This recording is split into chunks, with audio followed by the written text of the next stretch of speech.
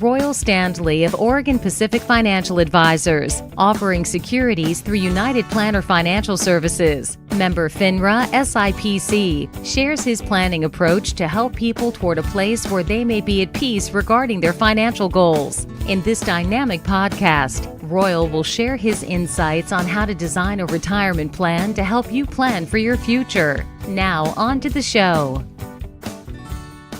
Hello and welcome to Life by Design with Royal Standley from Oregon Pacific Financial Advisors. Today we're going to be talking about Dave Ramsey Baby Steps and some of the things that Royal does in his practice to incorporate these. Good morning, Royal. How are you? Doing great. Looking forward to getting into this. This is a process that I go through quite often with clients, and I think it'll be good to be able to kind of share this with people where they can go back and listen to all the specifics about Dave Ramsey and his baby steps. Fantastic. All right, before we get too deep into this, what's new with you, Royal? Just getting ready here. My wife and I, we're going to take my daughter down to Disneyland next week, but we haven't really told her where we're going yet. She loves going to hotels, and she always talks about, are we going to go to a hotel, and how many sleeps are we going to have? That's awesome. awesome. How she counts the number of nights we're staying. And so I told her we're going down, we're going to stay at a hotel for 3 nights. And she's like, what about 4 sleeps? And she's negotiating these sleeps with me. And it's pretty adorable. And she has no idea where we're going. She's been to Disneyland before, but we've told her it has a pool, which is, I think, the most important thing to her. Yeah. And we've told her it's near a park. So she'll be, I think, happily surprised when we get down there. Exactly. She'll recognize which park it is very quickly, I'm sure. Yes, absolutely. All right. Well, let's jump into Dave Ramsey's Baby Steps. Where are we starting today? I thought I might just touch on my relationship with Dave Ramsey. I've used Dave Ramsey for probably 10, 15 years now as a way of helping clients just to kind of navigate maybe getting their financial house in order. Mm-hmm. I think it's a very simple, systematized way of looking at your financial situation and improving it in gradual steps you can take without overwhelming yourself. I think so many people just look at all the things that they have in front of them that they need to do to start preparing, paying off debt, saving for the future, saving for college, paying off the house, and just get a feeling of overwhelm. Mm-hmm. The Dave Ramsey program is really geared to cut up each of those stages of life and move people towards, I think, financial freedom. And, the name of his university that gets put on at various churches or other community organizations, Financial Peace University, mm-hmm. That's really what those baby steps are geared for, is achieving financial peace, however you might define that. Mm-hmm. I'm also the SmartVestor Pro, which is a program where if you're a Dave Ramsey listener, you can go to find those who have gone through that Dave Ramsey training and have the same outlook that Dave has when it comes to someone's financial situation. Mm-hmm. So we have that through our website at opfa.com. You can go there and check it out, and we have information about that.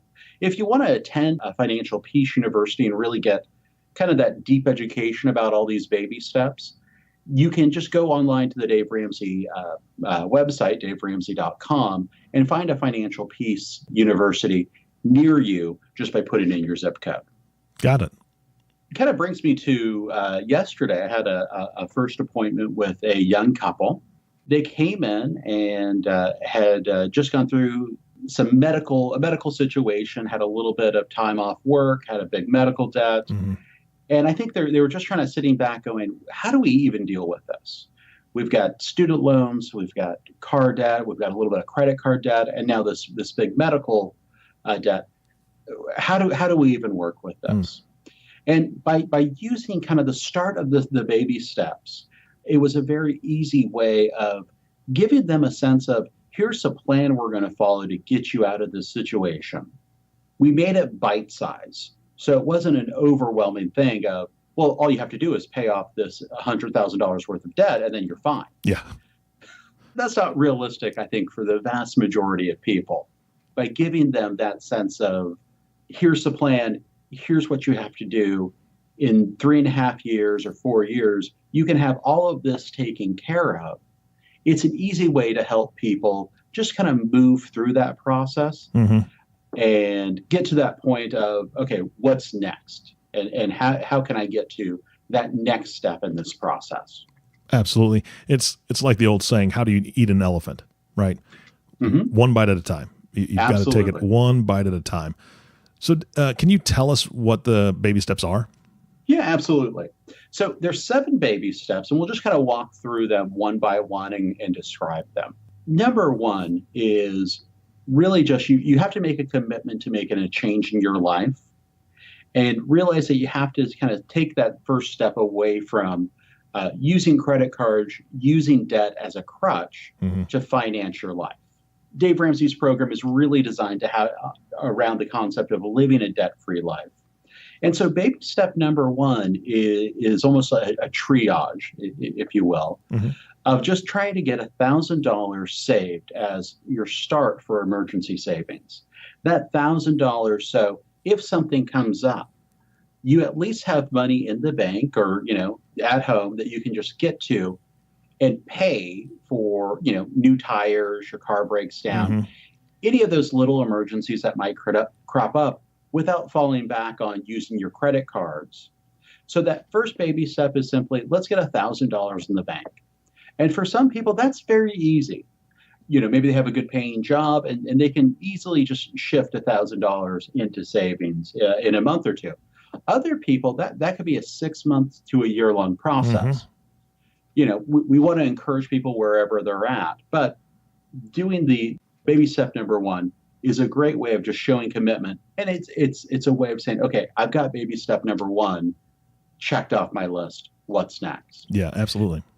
So after that, we look at putting together a plan for getting rid of this step. And that's what I call a debt snowball. It's what Dave calls it. And it's really a great process to say, what's the plan for getting rid of this step? So in the simplest terms, what we look to do is we take a look at all of your debt that you might have and kind of rank it according to the balance and the interest rates you're paying on it. So usually at the top of that list is, the credit card debt you have and that sort of thing. Then maybe your cars, student loans, and medical debt kind of shifted in there. And each person's situation is a little bit different. So yesterday I sat down with this couple and just kind of did this for them. We just had a conversation of, okay, what are your priorities? What galls you the most about your financial situation? What are the things you want to focus on? And we just kind of built this plan to say, here's the priority list that you want to focus on each of these stats. And what we do is we take the minimum payment for all of those credit cards, loans, etc., and just say you're going to pay the minimum payment on all of those, except for your number 1 priority. So let's say it's a credit card with a $2,000 balance. If that's the case, we're going to put all of our focus each month on getting that paid off. Now, at minimum, we want someone to at least pay an extra $100 a month on that credit card. But if they're able to, $300, $400, $500, maybe you do a yard sale and put all that money onto that number 1 debt. Maybe it's your tax return, that sort of thing. And once that's paid off, what we want you to do is take your minimum payment on that first card and begin applying it to your priority number 2 debt. And then add all your extra income, all the maybe extra money you can kind of scrounge around and find, and put it on that second debt. And over time, that begins to build a snowball because what you're using for your minimum payment keeps growing on that priority debt. So what we see is it usually takes quite some time to get those first 2 or 3 debts paid off. But once you get that, you're putting so much towards your debt each month that those lower priorities can really be taken care of pretty quickly in the grand scheme of things. So that's the basics of a debt snowball. One thing I offer to clients coming in is to go ahead and just build that for them and just say, okay, here's how many months this will take. We'll factor in all the interest and whatnot, and just look at how long we can get them out of all that consumer debt.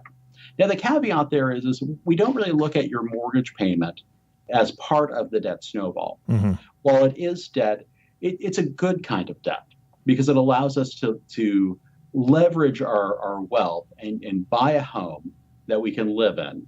And if you look at Americans and the way they build wealth, buying a house and getting it paid off over time is one of the number one ways of building wealth. So we don't want to take that away from someone. Mm-hmm. With that being said, one of the things that we need to focus on as we're moving through baby steps 1 and 2, that emergency savings and the debt snowball, is getting a handle on your spending. Mm-hmm. And maybe for some people, that's really building out a very strict budget. For others, maybe it's a looser spending plan. I think everybody's a little bit different in what their needs are and the way they look at money and their spending. But we encourage people just to find a system that works for you. And for some people, it's getting really serious about budgeting, so you know where every single dollar is allocated. Mm-hmm. And for others, it might be a little bit looser, where you say, I know I'm spending this much on getting my debt payments down so much, but we want to use a certain level of intensity to get that debt taken care of as soon as possible. Because really, we can't really do anything until that debt is taken care of. All right, now that debt snowball has been rolling and it's complete, what's the next step then? Once that debt is all taken care of, now, for somebody who owns a house, they'll still have their mortgage, obviously, but after that debt's taken care of, now we're going to lay the foundation for the future, and that's with building 3 to 6 months of emergency savings. Now, you still have your $1,000 that you've kind of set aside, but now we want to start building up just kind of the beginnings of that really large emergency savings that's going to be there, so you never have to worry about going back into credit card debt should something come up. And I get the question quite often, how much should we plan for? Where should we put it? I'm worried I'm not getting a high enough interest rate on my emergency savings. Should I invest it? All these questions seem to pop up. And so I'll give you kind of my general answer here. The first thing we want to focus on is getting 3 months of emergency savings in the bank. I'm not really worried so much about the interest rate you're getting on that money. Mm-hmm. The reason being is we're not looking to invest this money. This money is simply there to protect you should something major happen. And it's extremely liquid. It's extremely liquid. We want people to be able to get to it right away. Mm-hmm. We don't want to worry about the volatility of the market there. And the way we look at it, it's not necessarily 3 months of income that you need to have saved, but it's really 3 months of living expenses. Mm-hmm. So for someone who makes, $180,000 a year, it might not need to be $45,000 that they have set aside in the bank. Mm-hmm. But if they're only living on, let's say, $5,000, $15,000 would cover their living expenses for that 3 months. So we want to look at living expenses, not just what your annual salary is divided by 3 or 6. Yeah. And then also, I think there's some other factors in there that kind of determine, do you need to go up to 6 months of emergency savings? One is are you just a single income earner family? In that case, having that 6-month buffer is probably a good thing, because if anything happens to that primary breadwinner, you want to have that extra room in your emergency savings and that extra capacity to kind of figure out what the next step is. Mm-hmm. The other thing we really look at is, do you have guaranteed sources of income that are coming in? For instance, if you're already retired and you have pension and retirement income, do you really need 6 months of emergency savings set aside there? It might be nice to have, but at a certain point, you might want to shift some of that savings to a more liquid investment, simply because you probably won't lose your Social Security or pension income. Yeah, that makes sense. Forward. Yeah. And then the other thing we'll look at there is life insurance and disability insurance for those who are still working, because that's the biggest risk there, especially for someone in their working years. Disability is really the bigger risk more than life insurance. Mm-hmm. Life insurance is good to have, but I think people really underestimate how often a disability occurs in someone's working career. We kind of discount it in our mind because it's not as devastating as the loss of a spouse or a father or mother. Mm-hmm. Once we have that 3 to 6 months of emergency savings set aside, that's where we really want to start focusing in on saving for the future and saving for retirement. Okay. At this point, and this is where I begin meeting with quite a lot of people. I have a lot of people go through those first baby steps very quickly, or in a lot of cases, especially with folks who really had a good handle on their finances and didn't have to go through the process of getting into debt and then getting back out of debt. Mm-hmm. They can go fairly quickly, just write it through from emergency savings and begin saving for the future. So what we want to look at is, if possible, try to get as much money set aside into tax-free accounts like a Roth IRA or Roth 401k. And we have a target of about 15% of your pre-tax income that we want you to be focused on saving for the future. Mm-hmm. Now, oftentimes people will hit the limit on how much they can put into a Roth IRA.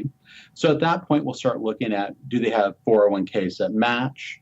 Are there other after-tax accounts that we should start using? But we really want to get in that habit of using 15% as our starting point for saving for the future. And my personal opinion is that 15% should be what your income is, don't include anything that your company matches. So for instance, I talk to a lot of people who say, oh, I'm saving 15% for retirement, but 6% of that's coming from my company match. Mm-hmm. Mm-hmm. I really encourage people, try to get up to 15% of your own money and then add the company match on top of that. It does two things. One, it accelerates how quickly you're building wealth. But more importantly, it also lowers how much income you have coming in and allows you to live on less, and basically restricts how much you can spend each month, which is a good thing for retirement. Mm-hmm.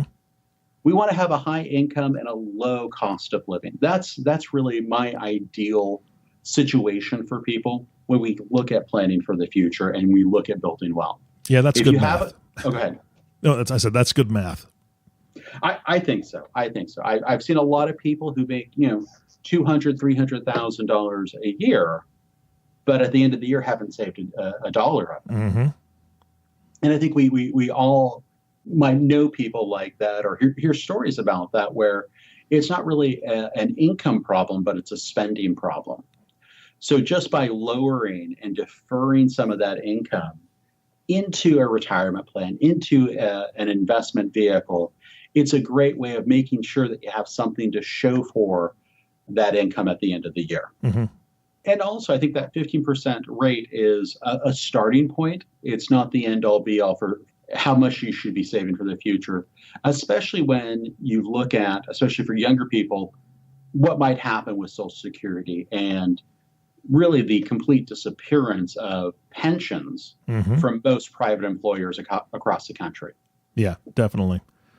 Royal, they're doing their 15%, and even better than that, they're doing their 15% and their company's matching. We've got that step down. What's the next step? So step number 5 is somewhat situational, and that's really once you're saving that money for your future, it's looking at your children's future, and that's really where college savings comes into play. Obviously, for those people who don't have kids or their kids are already out of the house, don't have to worry about college savings at all. Mm-hmm. But for those that do, this would be the time that we want to start looking at setting aside money for college.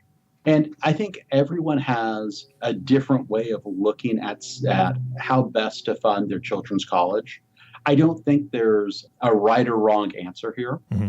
I have a lot of clients who are taking the time with their kids to basically say, you're going to work your way through school just like I did. Because I had an experience where I had to do that, and I really appreciated that time and the education I got. Whereas others might say, I just want to make sure that my kids get out of school with no debts and no worries and can start their life on the best foot possible. Mm-hmm. There's no right or wrong answer here. The number one thing I would say is I never want to see a client put 4 years worth of college savings in an account that's specifically tied to education, like an ESA or a 529 plan. ESA is an educational savings account. Mm-hmm. Because if that happens, if that child decides, hey, I'm not going to go to school, hey, maybe I got a full ride scholarship, maybe instead of going to Harvard, I'm just going to go to a state school.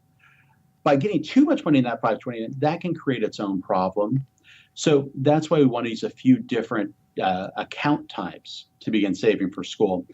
In a 529 plan for college savings, I usually don't like to see more than 2 years of educational expenses saved that way. Mm-hmm. And then when we get to the point of school, we want to spend that 529 money really early on in the educational process just to make sure it all gets spent. Yeah. All right. For those who don't have kids or have taken care of kind of setting aside money for college, at this point, it's really just a focus on getting your primary residence paid off. Got it. Now we're focusing on the house. Exactly. So All this is where you've taken care of all your debt. You've got money in the bank. You've got money going into your 401ks, your Roth IRAs, and other accounts. College has been taken care of for your kids. Now it's time to really take care of that last piece of debt that most people have. Mm-hmm. And from a financial planning standpoint, I love to sit down across from a new client who says, we just got the house paid off, we're getting ready to retire. That's an ideal situation. I'm not saying you can't retire with a mortgage. I'm just saying it's a whole lot easier if you don't have one. Absolutely, yeah. At that point, then we'll have a conversation about how much extra to really start putting on the house and try to look at getting that house paid off as early as possible. Mm-hmm. Because once that house is paid off, we can move into that last baby step. And that's really where we just look at building wealth and creating a legacy going forward.